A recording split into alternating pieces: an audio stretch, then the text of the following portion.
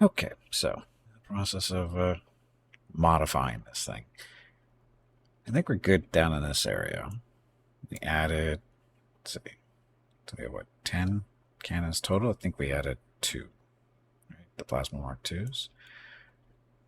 Question is, we still have 15 hexes to play around with.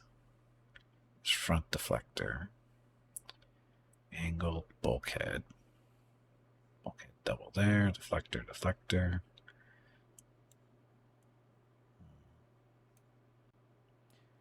Deflector's working that way too. So we alternating deflectors and exhaust ports along the side with the gun, so they stay nice and cool, and they've got some protection from the deflectors there. Front, there's the front. That's going out that way.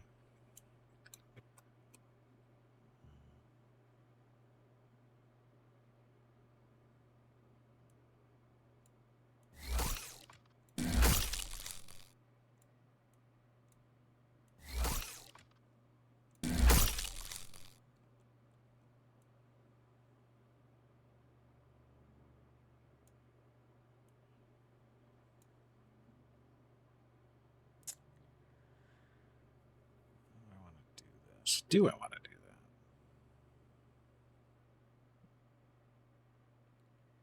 Because they don't interfere with each other firing in any direction, so it doesn't matter really where they're located. It's all about keeping them cool. This is just basically armor. That's armor. Kind of armor. That's all armor. We can run into stuff.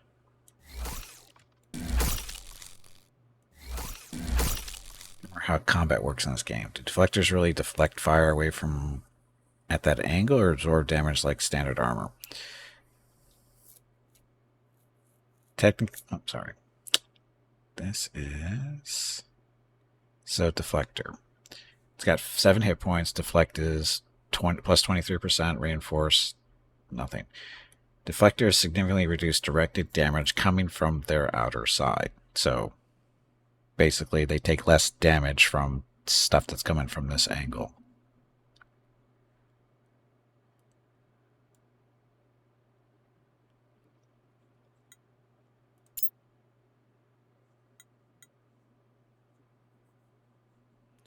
Double deflectors, 2 iridium and 25. We don't have.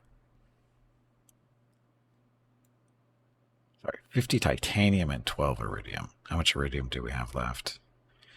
We've got 54. So the double deflectors we could put on the side here.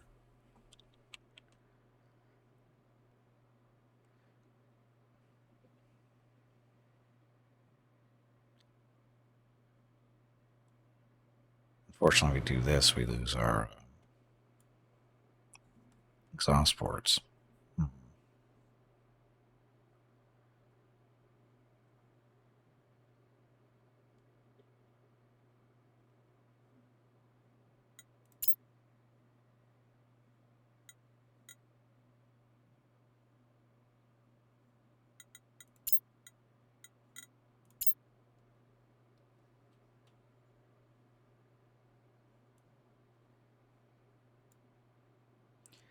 So double is 10 titanium, 1 neutronium. The triples are 2 neutronium, 50 titanium.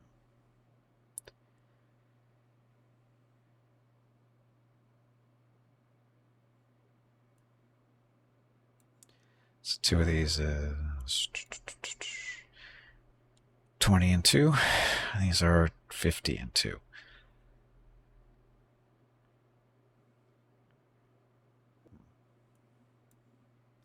Better.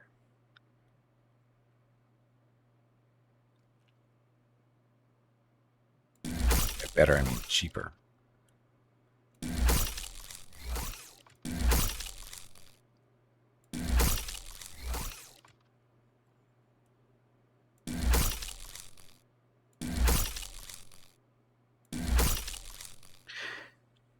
How about mating up the deflectors and a heatsink back to back?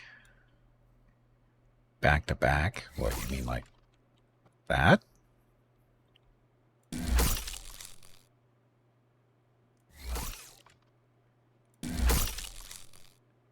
Because we don't get any real advantage out of that. In all honesty, that's basically it. Just an appearance thing at that point. You're not really getting anything out of it because it goes port deflector, port deflector. Yeah, this because it's the exhaust port is we're getting one exhaust port per plasma Mark II, and then the deflectors are there to just help out, and they're all pointing off to this direction, so that way, not so much that way, because most of the stuff comes from this way. So usually, now ideally we need a deflector here, but we don't have enough aluminum to put another deflector in there. Yeah, we need more aluminum. How fine-grained the combat is? I couldn't say.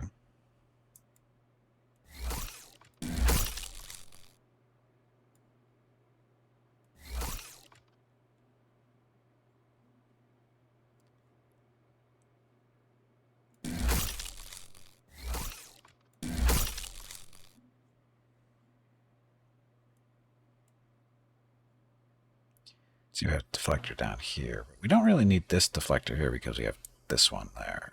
So I'm not sure why I put that one, so we'll just move you up. Double deflectors coming from the side. These guys are more to the front. That should work out. Of course, our wings are not protected, but they'll be fine. So how many spaces do we have left? We have 9 hexes we can do.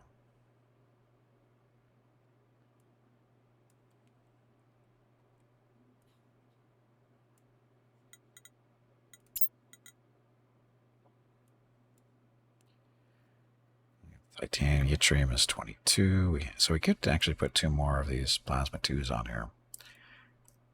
Where is... Actually, can we?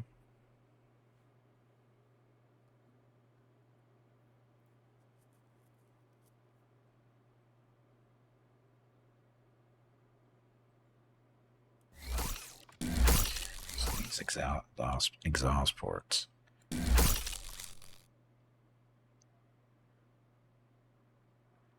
Yeah, see, these guys get so warm. This one can't. This can't keep up for both of these, so this is why we've done this.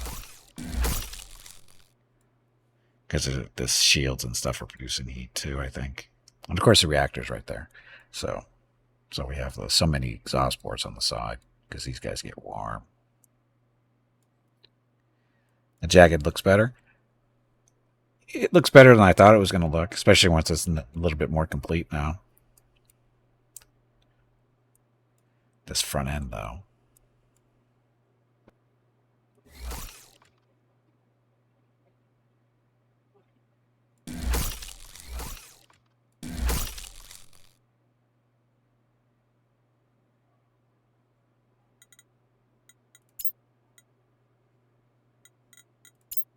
Some bulkheads. So we need 70.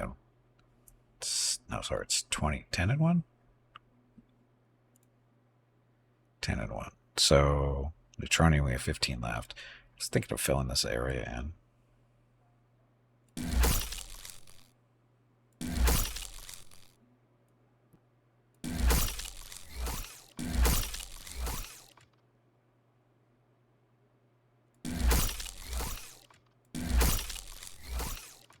Just ram everything. Hey, Rose, welcome back. Happy Monday.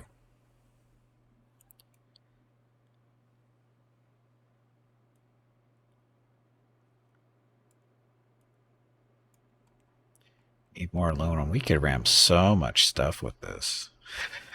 This is stupid.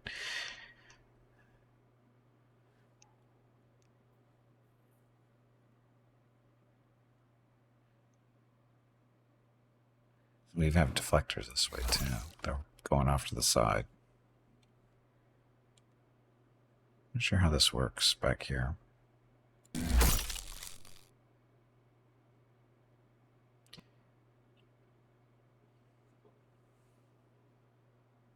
It'll substantially reduce damage from a particular direction. So all the damage coming from the front.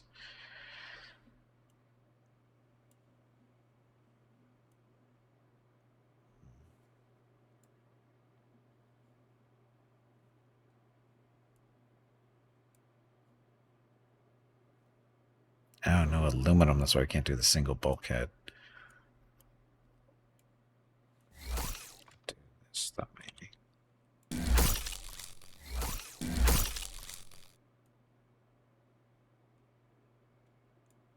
Doing that to protect the guns from the front a little. Not by much. The wings will crumble, but that's okay. The space is going to bug me. Oh, missiles still. This is aluminum thing? Yeah, aluminum. Okay. So, heat wires were good. We added 2 more of the plasma too, so we got a total of 10 now. Or we were at 10 before. I don't remember.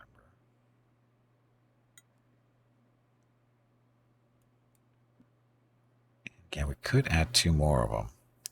The thing is we don't really have a good spot to add them because they need to be running cool. And we don't have enough aluminum to do any more vents or exhaust ports. Either or.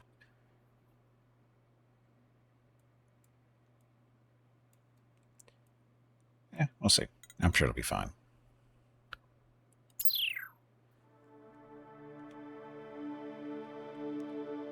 Let's see, it's a little slower. Oh god, it's still not slow. And also, I was kind of hoping to slow it down a little bit, because this doesn't really behave like a Dreadnought to me. It's pretty agile. So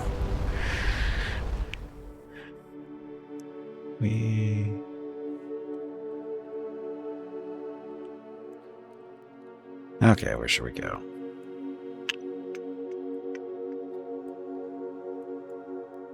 Fighting a war up here.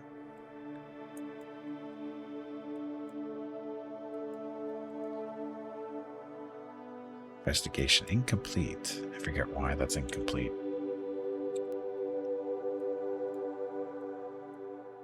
This is where we were, right? Gate there.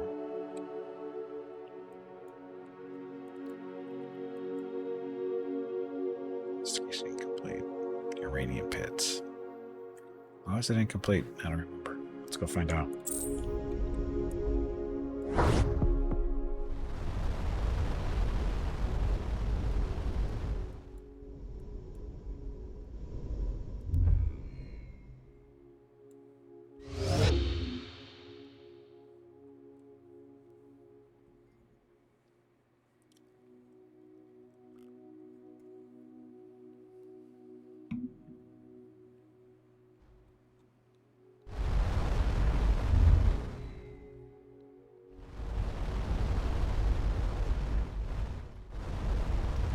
Stop flying the way you're flying.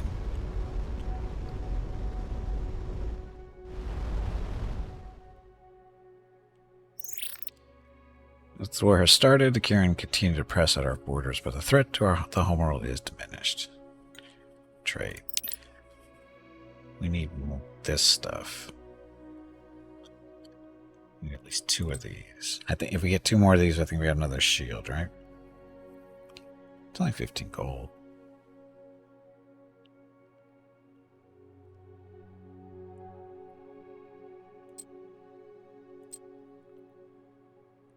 They've got aluminum. Yeah, but we get aluminum for killing stuff. This is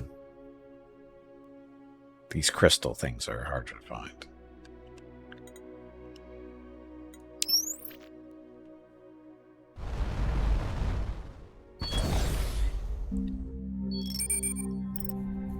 Okay, no one appears to have returned to the mine since the team's last visit. Fennies. The mines are as safe to enter as they ever were, which is to say, not very. Fenny are going in. See? Totally safe. So, thanks to Lieutenant Fanny's readings of the geology, the team quickly locates a large pocket of uranium for easy extraction. So, 12 uranium. Good job, Fanny and crew.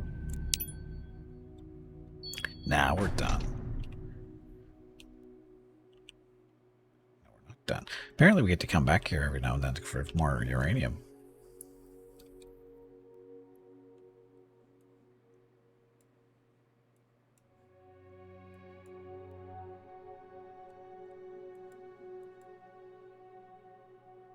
Some caves.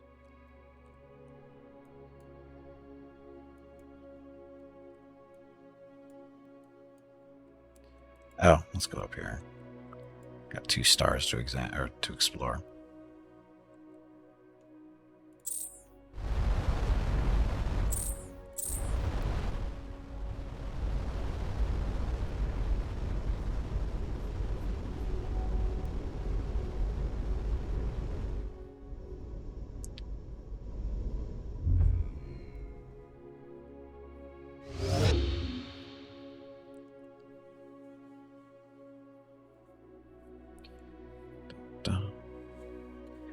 We need more crew quarters too. We need a lot more aluminum.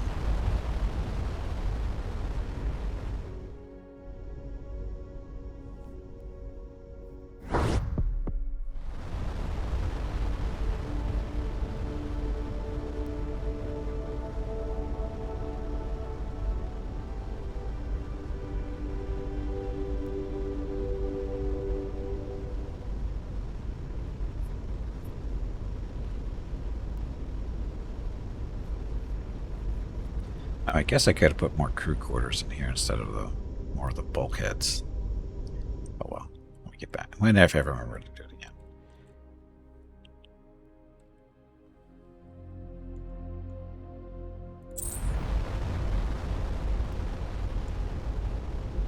Bad guys. Bad guys in range.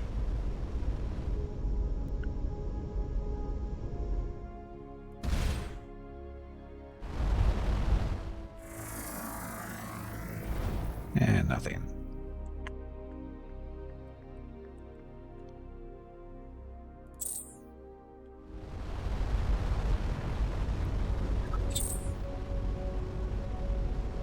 Well, not really, but close enough. Hey, look, right pick. Go find something.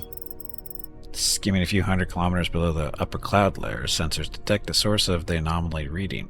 A pocket of rare ethylene gas has been pushed up from the volatile depths. So, yeah. Ethylene is primarily used for, upgrading ships to the next size up, but we're at the biggest size, so it doesn't really matter to us at the moment. I forget what else it's used for, though. If anything. The team lands in a small clearing at the edge of the vast forest that spans much of the planet's temperate region. Biosignatures are so strong and diverse that it's not immediately clear what tripped the anomaly detection algorithm, but the signal was quite strong. Hurricane should identify this. Okay, Starcom has documented other xenoflora that use metals to enhance their structure, but these have developed a remarkable ability to transport minerals from deep below the surface in an acidic solution.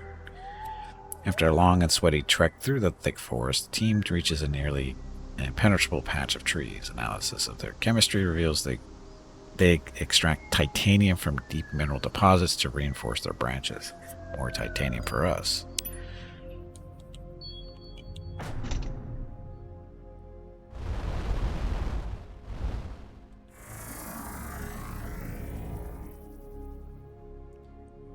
Oh, Brigadiers, we like beating you guys up. Because they have gold. And they used to try to extort us all the time. Now we kill them for fun.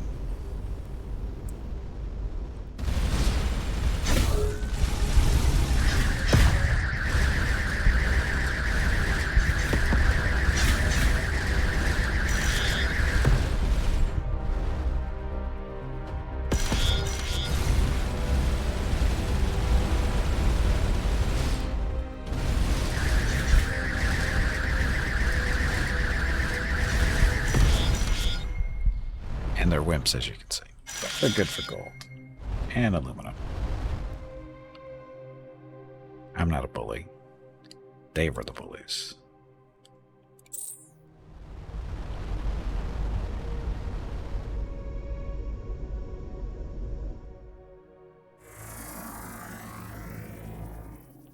Nothing.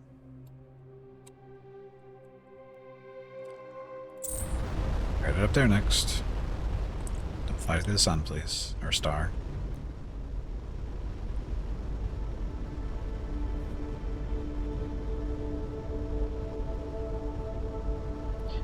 We started it, now we are mining the natives for gold. Sounds correct.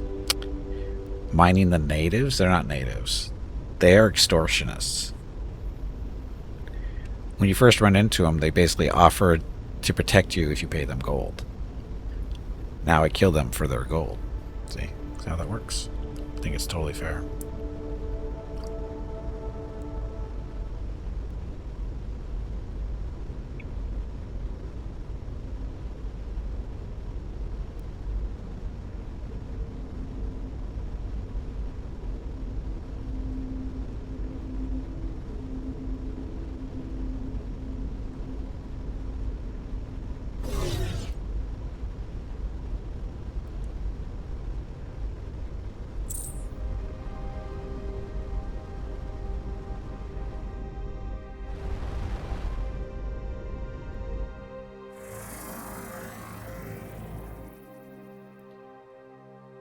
Guild Envoy. I don't care about you guys so much.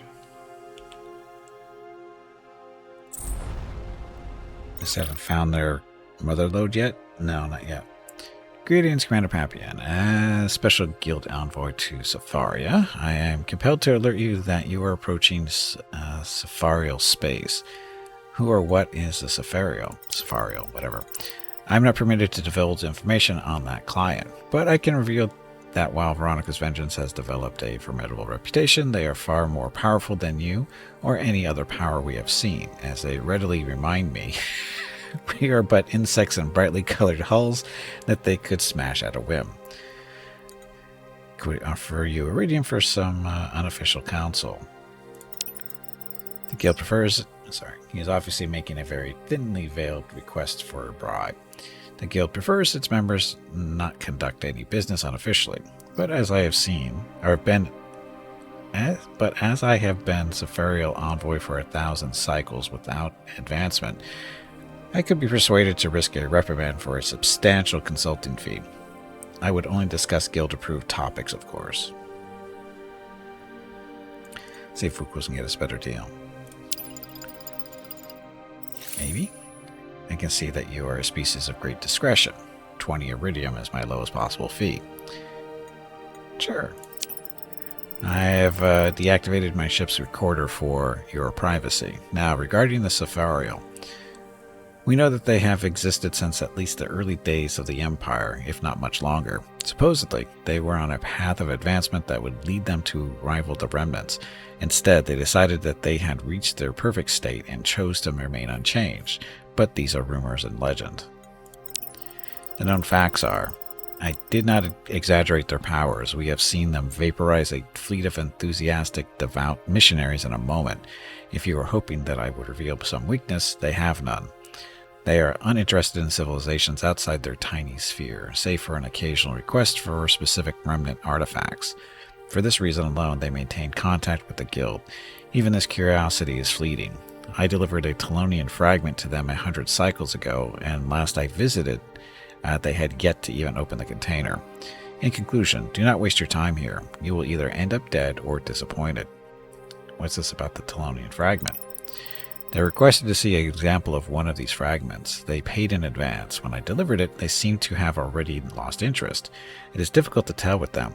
I partly suspect they never wanted it at all. They simply find it amusing to wave their infinite wealth and power in front of me. So, could you just go and take it?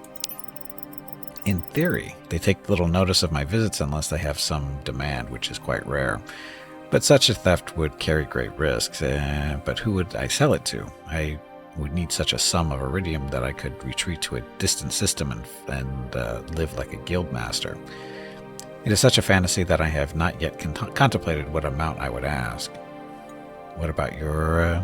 how about you contemplate it now? 200 iridium, non-negotiable, half up front. Again, let me remind you that the Safarial will vaporize any ships they see but mine. I would like to trade. As a guild envoy, I have neither authority to conduct guild business nor terms to exchange. Fine. So, apparently these guys are bad guys. Hey Rage, welcome back. Happy Monday. It's a good game. I'm enjoying it.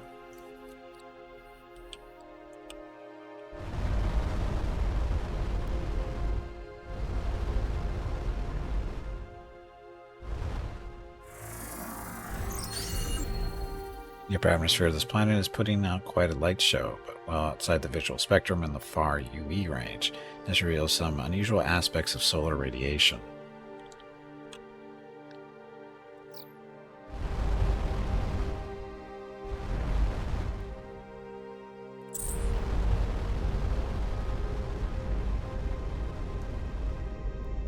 There's star control. This seems very nice. Yep.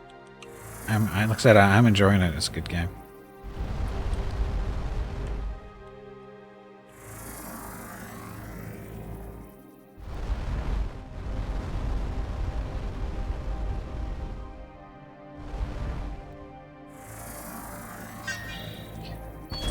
Surveying. It's another iridium magma displacement. Get to it, Fanning. This particular displacement contains an exceptional quantity of the metal, so 5 more iridium for us. How much do we have anyway? Iridium. We have 39. Oh, that guy wanted, what, 200? How does it compare to Star Sector? Is it too soon to tell? It's not really like Star Sector. The only thing they really have in common is they take place in space. You fly around directly in one ship, and it's 2D. That's about where the similarities end, because there's no fleet control in this. There's no colony stuff in here. This is kind of like just a straight up RPG. And you can custom build your ships too, which you can't really do in Star Control. You can only, switch out weapons and stuff like that. But you can't actually build the ships, which you can here.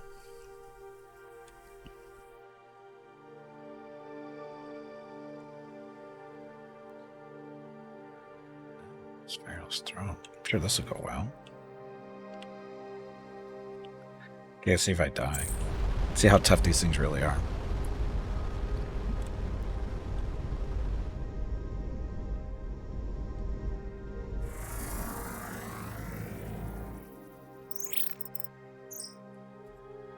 They may not be bluffing. Tactical sensors show off the chart energy potentials. Attention, you are approaching the domains of the Safarial. We do not recognize your vessel. Entry is not permitted. Depart immediately or face immediate destruction. I'm Commander of Papillon of Starcom, Commander of Veronica's Vengeance. We are on a peaceful mission of exploration.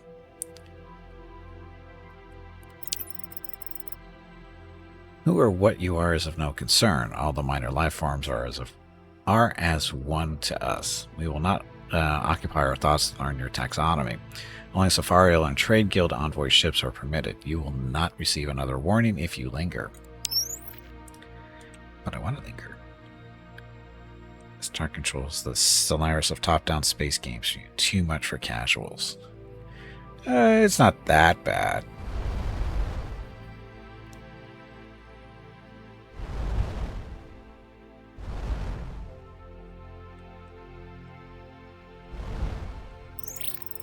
You've been warned. You are neither Safarial nor Guild vessel. Entry is not permitted. Depart immediately or face immediate destruction. But I'm pressing my luck.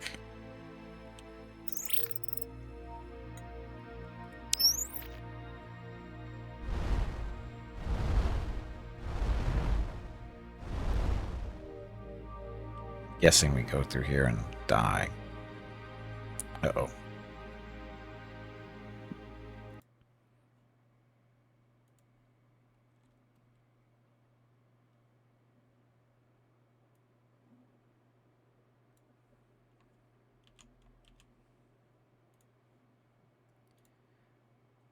And Bob's your uncle. Thank you very much for the Prime sub for 37 months. Very much appreciated for that continued support. Here are your rockets of recognition. Keep in mind that each one of those rolling rockets represents 10 regular rockets of recognition. Why? Because Twitch has a character limitation here in chat, and each one of those emotes eats up so many characters. So the system came up with, and it works well. And thanks once again for the continued support, and happy Tuesday, or sorry, happy Monday to everybody. I keep insisting that it's Tuesday, don't I? Because eventually it will be. So I'm sure this will be fine.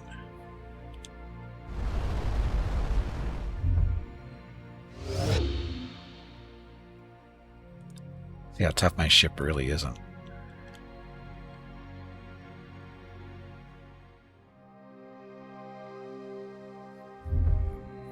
There's no hostiles here.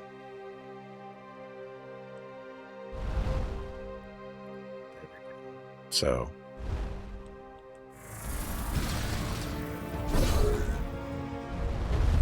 I was being nice.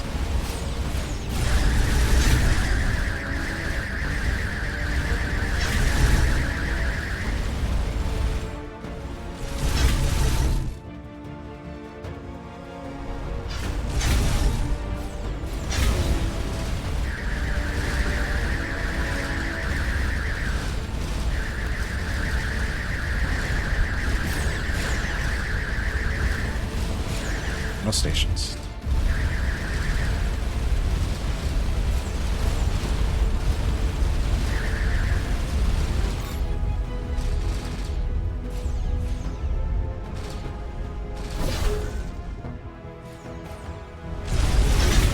That hurt.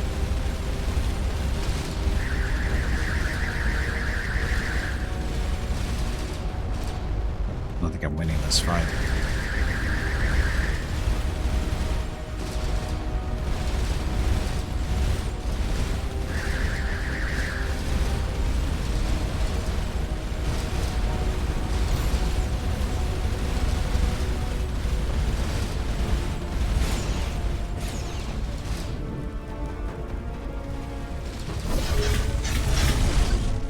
Now we have to run.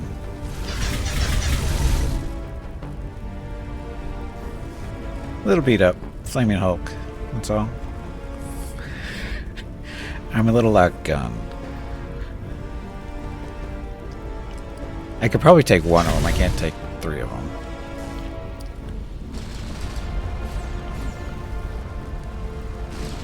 Poor little engines alone.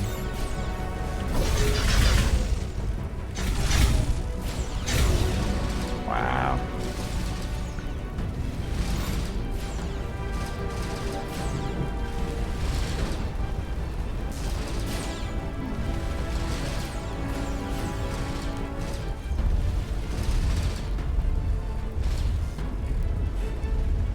That part is they're as fast as I am, so that's always good.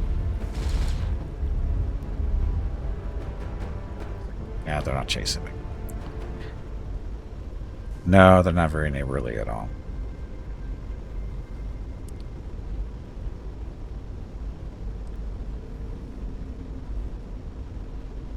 Okay then, so we won't be returning there anytime soon.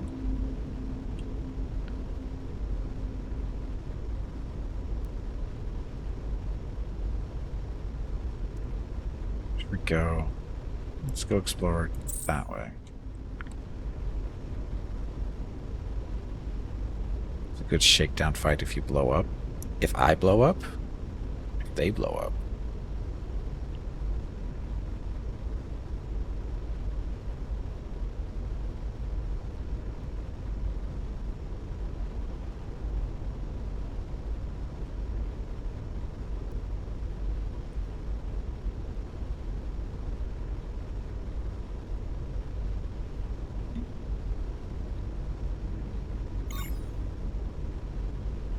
Ready for battle stations. Well, a little late there.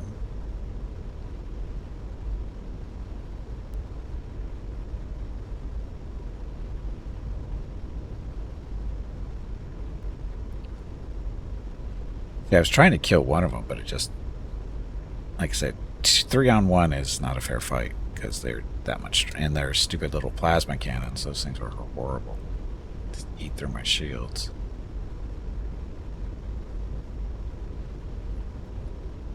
At least I think they were plasma cannons. They look like plasma cannons.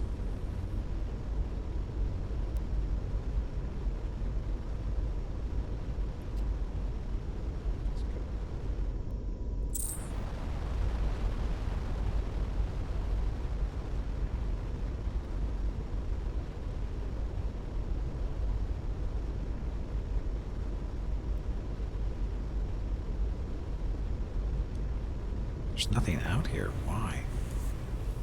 Except, well, maybe a nebula of some kind over here to the left.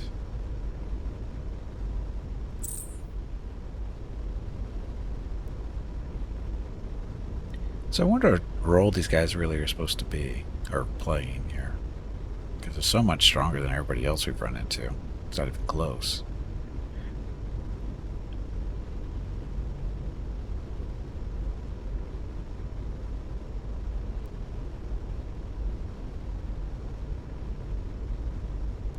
What's our top speed?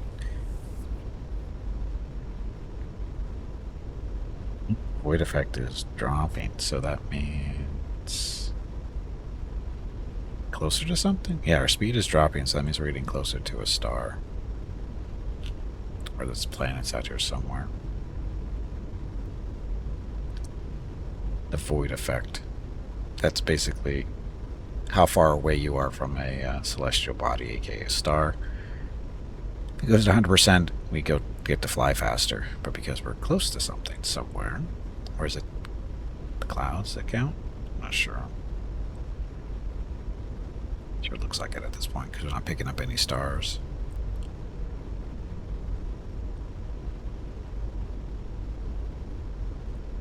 AOS, they specialize in testing ship designs, particularly combat capabilities. Yes. Welcome back. Feeling better?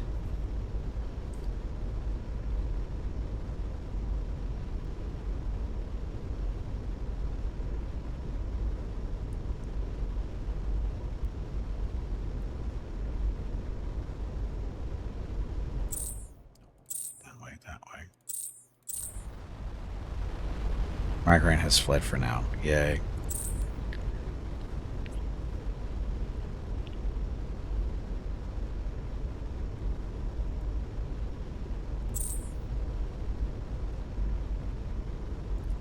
Guessing this is gas cloud here that's actually slowing me down. So it's not just celestial bodies, it's nebulas or whatever they're supposed to be. Gas.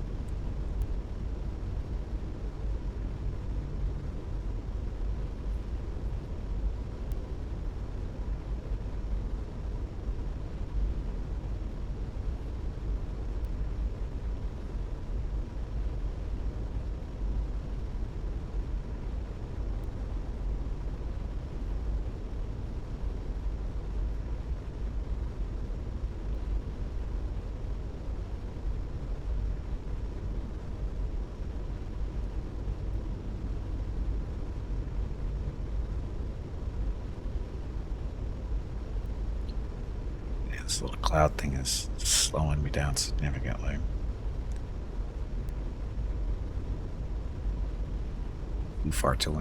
Flew too far into it. Oh well.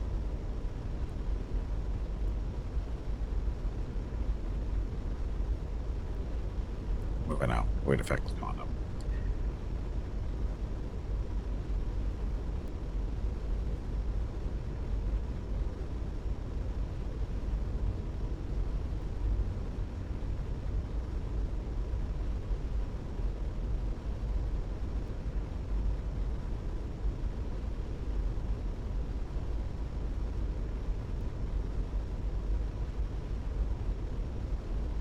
Oh no, I lost 2 of my support crew in that fight. They'll be fine.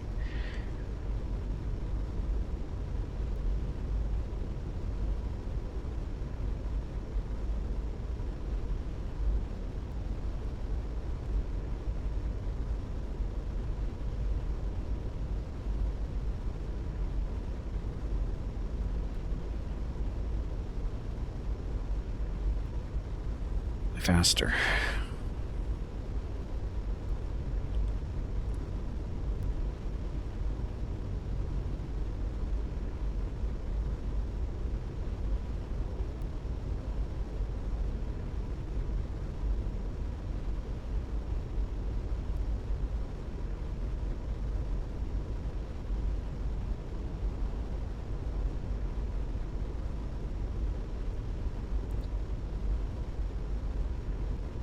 Cloud, doesn't it? We're moving at decent speed now.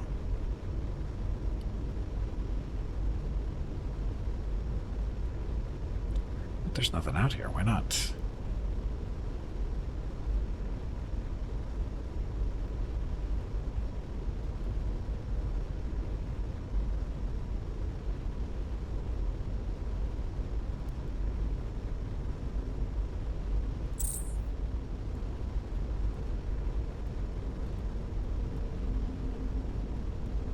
Some more clout there. Once we get down here, we'll make a little turn maybe.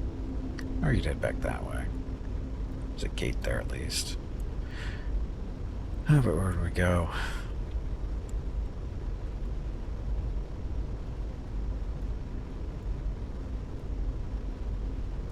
Damn, am I supposed to be doing? Come on, you pansy. Get back in there and fight. Starlands. And we found out blah, we should ask her commander. Oh, oops. That's what we're supposed to be doing. Gotta go talk to somebody at Alethea, which is way back over here.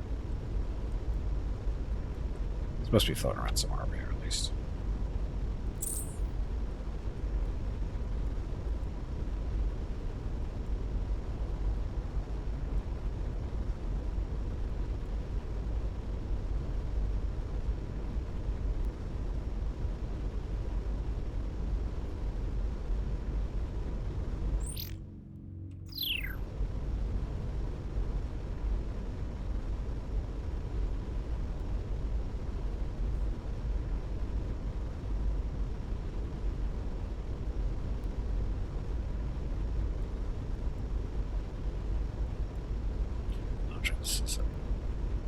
Oh, this is a minefield.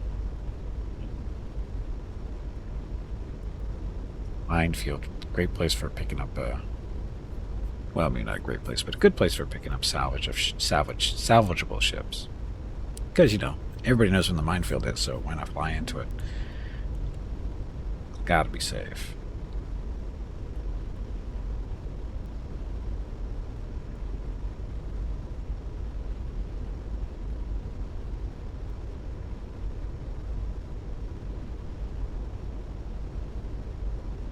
Just to hit the mines, it'll be fine. Except that the mines, they're sleeper mines, if I remember right. They don't activate until you get close to them.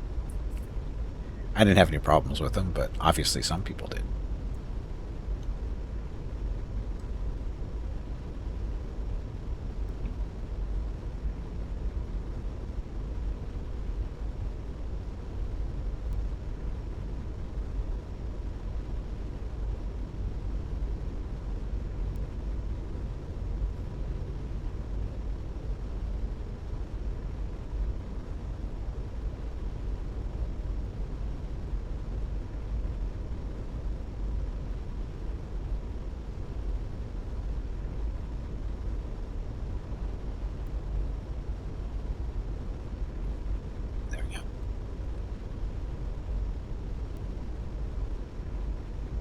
Hey, we're moving at top speed though.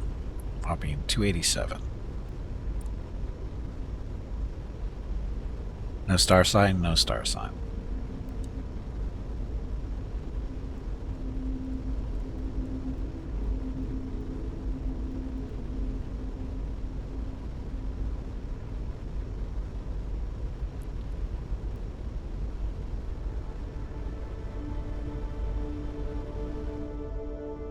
Try for speed traps. There's no speed traps around here.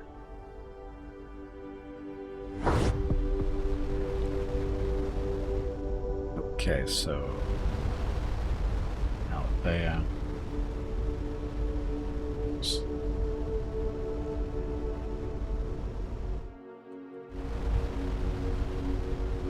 Yeah, Alethea.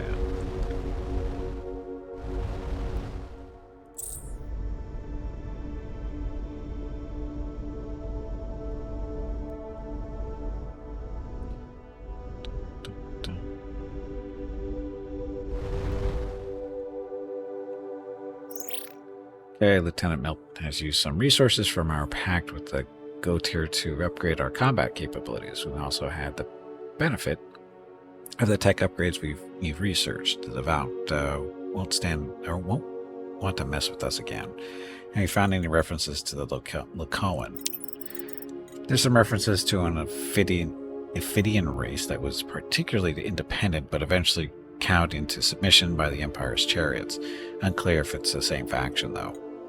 Have you found any references to the Brogridar? I gather they were originally under regional constabulary force formed during the very late Empire period to fight the growing lawlessness in border regions. Initially funded by a consortium of local governments, after the collapse they became more self-sufficient, as in they extort everybody. Have you come across any references to the Nemean? These are the lion guys. They were considered a minor species that reached space during the late Empire, followed soon after the Kernan, who they're currently at war with, thanks to me. Both were treated as minor vassal states, although the Nemean were considered senior and had more representatives in the bureaucracy. As the Empire declined, their strengths grew relative to the rest of the Empire. I've noticed that as a recurring pattern, and have formed a hypothesis. Civilizations that joined late did not have as much time to become dependent on their technology and were better prepared for their sudden loss. Many of the older civilizations may have vanished completely. What do we know about the Safarial? Not much. They were a powerful civilization as old as the Empire, perhaps not as powerful, but also not dependent on remnant artifacts. A visually focused race, they apparently deemed themselves capable of judging the capabilities of another species just by glancing at their vessels. An old imperial proverb, 6 eyes is not enough to see through your own arrogance, is probably a reference to them. Our systems were hit by an informational hazard. Dr. Rama vaguely alluded to you and her observations. Ah yes, Dr. Rama's famously candid observations. I'll use my imagination for the specifics. It's true, our further investigations into the fallen empire, specifically the heretics, have hinted that they were investigating what we call informational hazards. It actually was a hot topic in xenoculture back when I graduated, also known as forbidden knowledge. It referred to information that posed a threat in itself, somewhere between a computer virus and intrusive thought. It has proven that all neural networks were theoretically at risk. Technical Rules has observed that the heretics had been doing a lot of research into low or no-tech data storage systems. We'd assumed that it was to preserve the knowledge in the event of widespread collapse. But soon, some of the archives you recovered suggested they were at least as concerned with data storage methods that didn't involve any computation. Apparently, they were looking for ways to study forbidden knowledge without their systems becoming corrupted by it.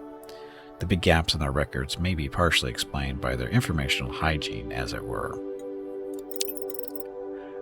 The data in the crystal you analyzed doesn't appear to be the actual forbidden knowledge they were worried about. Instead, it was sort of like a bad facsimile. Hey, we weren't done yet. After a report regarding your actions with the Nemean, Commander Yu sent us to make a more formal diplomatic contact with them. They were most impressed with Veronica's Vengeance combat performance. They made a gift of a portion of their war spoils. So, hey, look, Beryllium, we need that platinum neutronium. Not bad. Not done yet. We continue to piece together history of the space, blah, blah, blah. We found the wreckage of a remnant ship. I know, that's very exciting. As soon as your ship pinged Seleno, I downloaded your logs. But what caught my attention was that brass pillar you found. One of the records we found in our data review described the brass fragment of a Talonian awaiting restoration, followed by some missing text and the Starlands. There's also what looks like a map, but I'm not sure how to interpret it. The scale is all wrong, and a referencing document claims it would take a century to sail around east to west, but never by north to south. I'll send the details to Fenny in case you find a planet with such weird topology. We found an item that my team thinks you might have some information on. Do you recognize it? Yeah, so this is making sense. There's an illustration attributed to the Devout that looks like a star in a Starlands, but I think it was actually this item, the cradle of which is made to look like the part of the lance that contains the star. The sphere contains a map, although possibly not literally. Early Empire texts are a bit allegorical. There were some equations associated with the illustration. We thought it might be more gateway coordinates, but Rama said no. The data is still in the lab's computer, and most of the analysis has already been done. With this piece, you might be able to complete.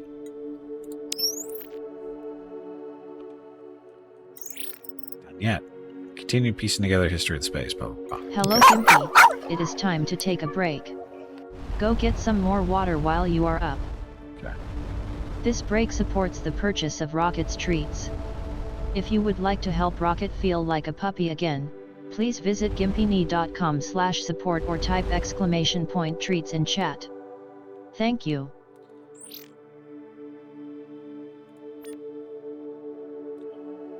Your next break is in 1 hour. We haven't done enough fighting. We don't have enough aluminum to do any modifications to the ship.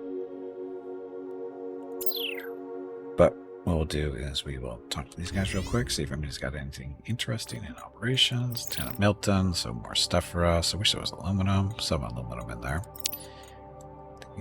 Blah. That is that. Research. Yeah. Oh, wow. 25 points. We did not do a whole lot out there, did we? Did not do a whole lot. Anyway, do need to take a break. Gonna get up, stretch my legs, get some water, that kind of thing. I'll be back in a few minutes. Thank you all very much for watching. And enjoy the dog video. Be back shortly.